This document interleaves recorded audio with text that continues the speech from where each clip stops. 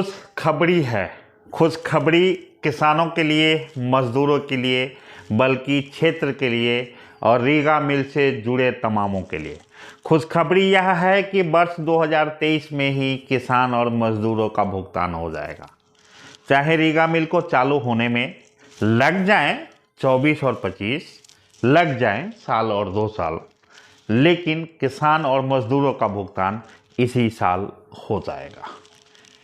कहते हैं कि शिद्दत से किसी प्रयास को किया जाए तो परिणाम का आना तय ही होता है। अगर कुछ तय नहीं होता है तो उस प्रयास में लगने वाले समय सीमा तय नहीं होती है। जहां सिस्टम इतना सुस्त पड़ा है, जहां नेता लोग नेता नगरी में मग्न हैं, जहां आम जन के जीवन और उसकी कठिनाइयों से किसी का सरोकार न रह गया हो, ऐसे में भी अगर बंद रीगा मिल का भुगतान संभव हो पा रहा हो और आगे पुनः चालू होने, किसी दूसरे मिल मालिक द्वारा चालू होने का प्रयास अनवरत चल रहा हो और ऐसे मामले अगर कोर्ट में हो और लड़ने के लिए तमाम ऐसे जागरूक लोग लगे हों, तो तय होता है कि परिणाम कहीं ना कहीं आता है। मैं आपको ये बताना चाहता हूँ कि 22 फरवरी की जो कोर्ट की डेट थी एनसीएलटी की,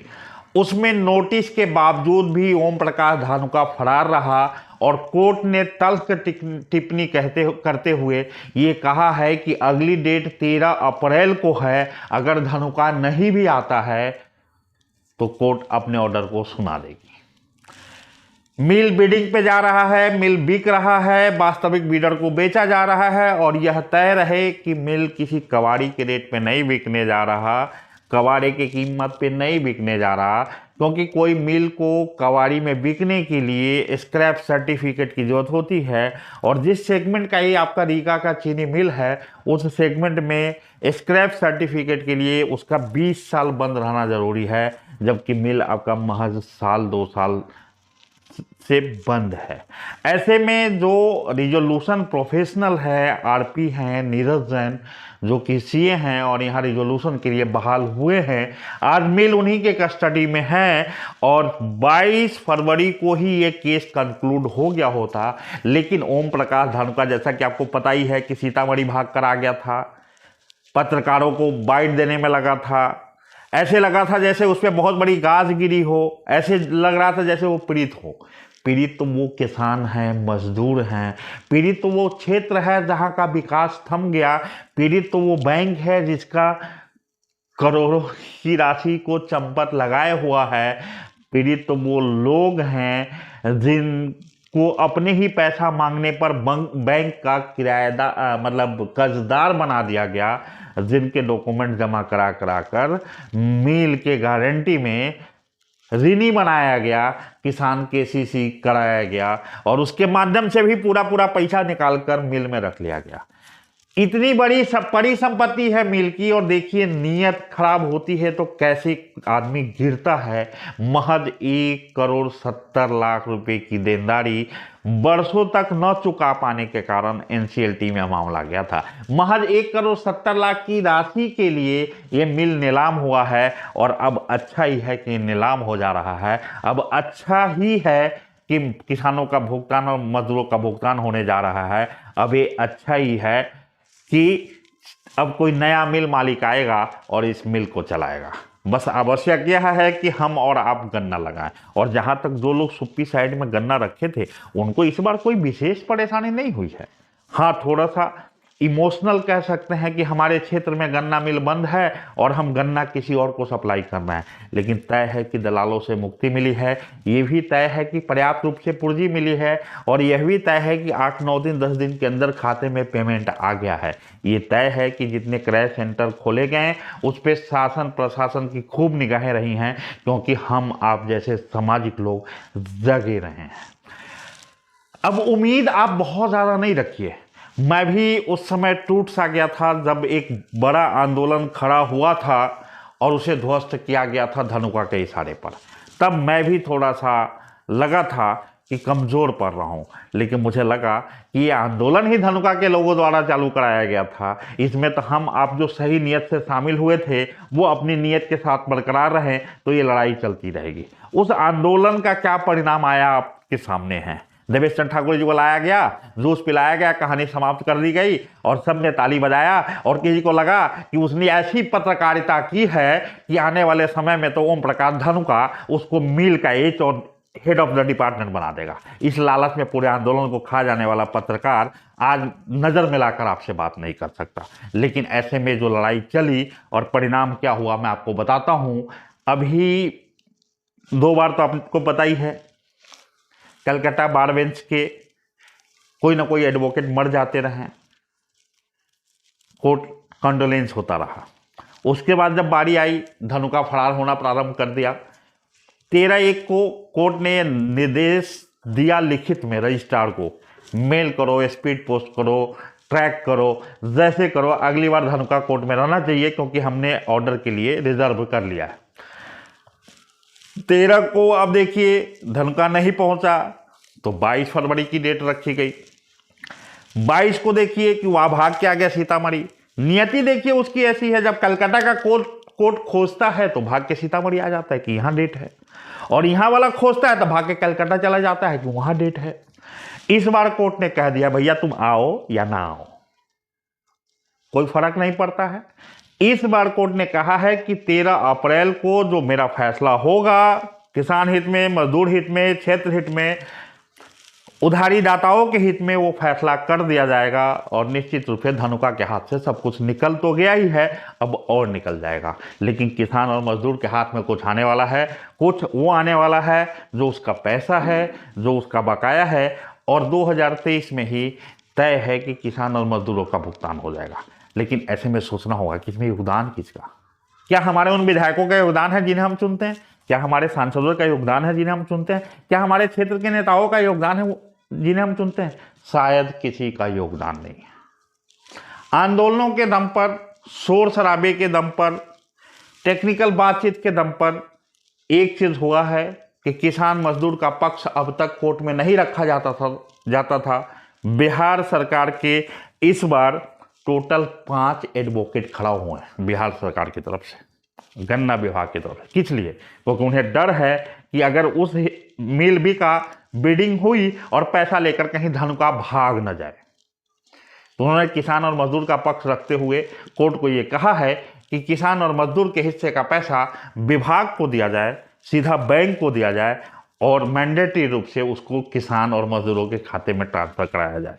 कहते हैं कि मिस्टर एस कुमार हैं एडवोकेट बिहार गन्ना विभाग की तरफ से, ए पांडे हैं गन्ना विभाग की तरफ से, जी पांडे हैं गन्ना विभाग की तरफ से, एस कुमार है गन्ना विभाग की तरफ से, आर ओडी है और आर गुप्तू हैं। ये हैं रिजोल्यूशन प्रोफेशनल क्रेडिटर्स की तरफ से, अनिट फिनवेस्ट की तरफ से कह लीजिए, अप्लीकेंट की तरफ से कह लीजिए, बैंक की तरफ से कह लीजिए। धनुका की तरफ से कोई वकील प्रेजेंट नहीं है। वो इसलिए नहीं है कि उसे लग रहा है कि जब तक प्रेजेंट नहीं होंगे तब तक कोर्ट ऑर्डर सुनाएगी नहीं, और कोर्ट ने अब एक्स पार्टी करने का पूरा मन बना लिया। कोर्ट समझ गई है कि यह ऐसा लुटेरा है जो देर से लुटेरा बना। शुरू में जो किया वो चल सकता था, कह सकते हैं कि साम्राज्य ही इतना बड़ा था कि उसमें से टुकड़ों में से लेके जाता रहा, फिर भी मिल चलते रहा। वर्ष 2012 से मिल की कहानी जरूर खराब हुई, लेकिन उससे पहले सही थी। सही इस मायने में थी कि खर्च कम था, सही इस मायने में थी कि बहुत बड़ा संसाधन था, उसमें से निकाल कर लेके जाते रहा, पता नहीं लगा। लेकिन कहते हैं कि एक दिन कितना भी बड़ा ढेर हो, संपत्ति का कितना बड़ा अंपायर हो, अगर उसमें से केवल निकाला जाएगा तो वो खत्म होना ही है, कम होना ही है। जितनी लिक्विड चीज़ें थी निकाल चुका था। कलकत्ता में रीगा चीनी मिल का जेम्स फाइनल द्वारा छोड़ा गया सैकड़ों करोड़ का ऑफिस बेच खाया। बच्चे उसके लेके गए, दुबई में मॉल खोलते रहे, परेशान होते रहा कौन? किसान और मजदूर परेशान होते रहा, हम और आप। और आज भी कम नहीं है, आज भी एक से एक उसके दलाल बैठे हुए हैं। वो तो आंदोलन में मुझे बाद में पता लगा कि हम लोग को वहां इसलिए बिठाया गया है कि हम लोग शोर मचाएंगे तो सरकार इसको 200-400 करोड़ दे देगा। अरे काहे दे देगा भाई? पैसा किसी सरकार का होता है क्या? पैसा तो आम जन का, हमारा और आपका होता है। एक तो पहले ही लेके बैठा है धन का, और फिर सरकार के माध्यम से आम जन का पैसा उसको दिला दिया जाए ताकि उसके बच्चे दुबई में जाके मॉल खोले, ताकि वो भाग के कलकत्ता निकल जाए।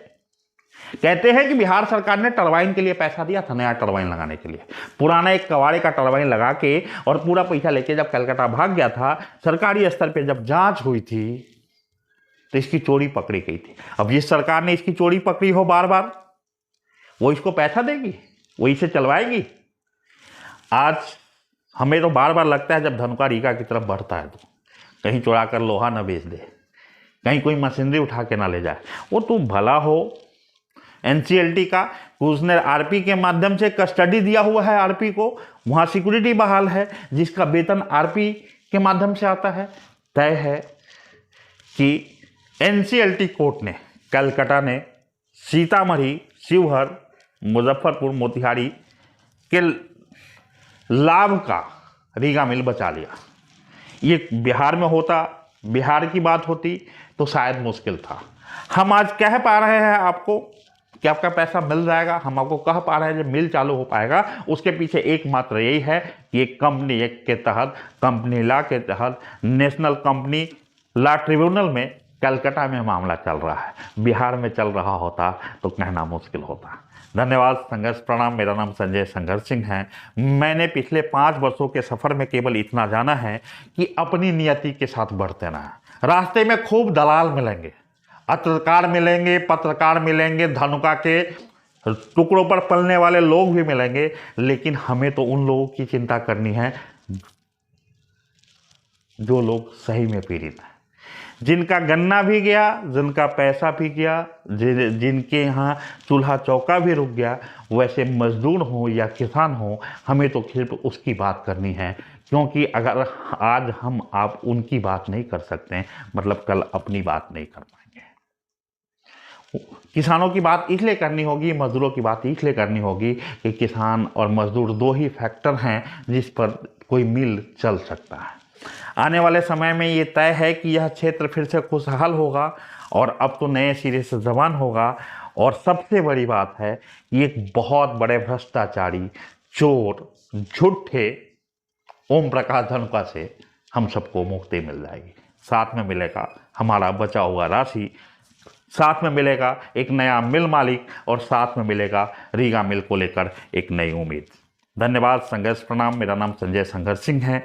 उस आंदोलन में अगर आपने मुझे देखा है तो आप समझ लीजिए कि मुझे क्षणिक तकलीफ जरूर हुई थी जब वो आंदोलन ध्वस्त हुआ था, लेकिन उस दिन मेरे इरादे और मजबूत हुए थे।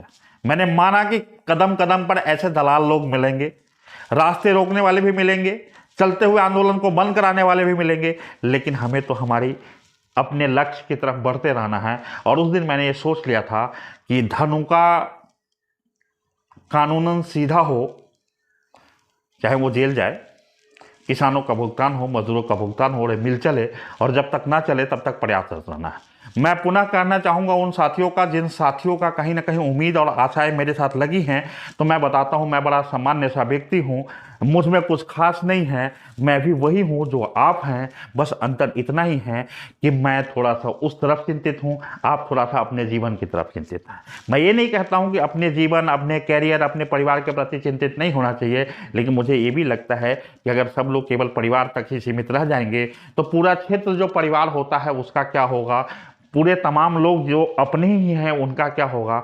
ऐसे में मुझे लगता है कि चलिए आप पारिवारिक होइए, मैं सामाजिक हूँ, और तय है कि मेरे अंदर जो ऊर्जा है, मुझे जो शक्ति मिलती है वो आप ही से मिलती है। लगता है कि कहीं ना कहीं हम सैनिक तो नहीं हैं कि सीमाओं को संभाले, लेकिन कहीं ना कहीं लगता है कि वो सैन्य क्षमताओं का बोध जरूर होता है जब आप हमसे उम्मीद रखते हैं और हम आपकी इस उम्मीदों पर खड़ा होने के लिए सत्ता, सरकार, व्यवस्था से लड़ने निकल पड़ते हैं। जहां शब्दों से लड़ना होता है शब्दों से लड़ते हैं, जहां कलम से लड़ना होता है कलम से लड़ते हैं, जहां नैतिक रूप से संघर्ष करना होता है, संघर्ष करते हैं, और जहाँ पारस्परिक कोई समस्या का समाधान निकालना होता है तो समाधान करते हैं। जरूरत पड़ती है तो शब्दों के साथ मुकर होकर पत्रकार की भूमिका निभाते हैं, जरूरत पड़ती है तो कलम के साथ मुकर होकर वकील की भूमिका में आते हैं, जरूरत पड़ती है तो आपके धार्मिक आयोजनों में कहीं ना कहीं एक धर्म चिंतक के रूप में नजर आते हैं, जरूरत पड़ती है तो अपने जाति और समाज के लिए एक जाति और सामाजिक चिंतक नजर आते हैं, जरूरत पड़ती है तो हाई कोर्ट पटना तक जाते हैं, जरूरत पड़ती है तो जनहित याचिका लेकर आते हैं, आवश्यक होती है तो आपसे सहयोग भी मांगते हैं। कभी आपके ट्रैक्टर के साथ आपको इकट्ठा कराते हैं तो कभी आपके चंद पैसे लेकर कोई ना कोई बेहतर व्यवस्था कराते हैं। और इन सब के कराने में दुनिया क्या सोचती है, लोग क्या सोचते हैं, दलाल खेमे में क्या चर्चा होती है, उस बात की चिंता इसलिए नहीं करते क्योंकि हमें उम्मीद है कि हमारी चिंता करने वाले वो तमाम लोग हैं जो अपने पारिवारिक उलझनों में तो जरूर उलझे हैं, लेकिन समय निकाल कर थोड़ा सा देखते जरूर हैं कि भैया रीगा मिल पर अपडेट संजय संघर्ष सिंह का क्या आया है, क्योंकि उन्हें उम्मीद है कि ये अपडेट वास्तविक अपडेट होगा। मैं इसके साथ कोर्ट का ऑर्डर भी संलग्न कर रहा हूं, जिसमें कोर्ट ने तल्ख रूप से कहा है कि despite of all notice respondent is not present, be sure कि नेक्स्ट 13/4/2023 को डिसीजन सुना दिया जाएगा, चाहे पार्टी मौजूद हो या नहीं हो। धन्यवाद। मैं उम्मीद करता हूं कि मेरे इन प्रयासों में आपके उम्मीदों का तड़का लगते रहेगा और शायद वो सब संभव होगा जिसके लिए हमने सांसद विधायकों को चुना तो ज़रूर है, लेकिन वो तमाम पटना और दिल्ली के भीड़ में गुम हो गए हैं। लेकिन सवाल यह है कि हम आपको ही अपनी चिंता करनी होगी, कोई फरिश्ता आसमान से उतर कर आने वाला नहीं, और ये दलालों का सेगमेंट कभी समाप्त होने वाला नहीं है। मैं जानता हूं कि नए मिल मालिक के साथ भी जब मिल प्रारंभ होगा तो दलाल धीरे धीरे धीरे धीरे धीरे धीरे जाएंगे और व्यवस्था बनाएंगे, लेकिन तय है कि दलालों के कारण हम जो सही रहा है उसको क्यों छोड़ें, हम बढ़ते रहें। मिल चालू होगा, कहते हैं बच्चा पैदा होगा तो हिजरों को बख्शिश तो मिलेगी ही, दलाल तो फिर भी रहेंगे, फिर भी रहते रहे हैं, आगे भी रहेंगे, लेकिन हम लोग को वास्तविक लड़ाई अपने हिस्से की लड़ना ही हमारी नियति है और इसी के लिए हम जाने जाते हैं। तो इस बार बड़ी खुशखबरी यही है कि मिल चाहे 24-25 में चालू हो, किसान मजदूरों का भुगतान और बैंक का भुगतान इमीडिएट 2023 में ही हो जाएगा। धन्यवाद।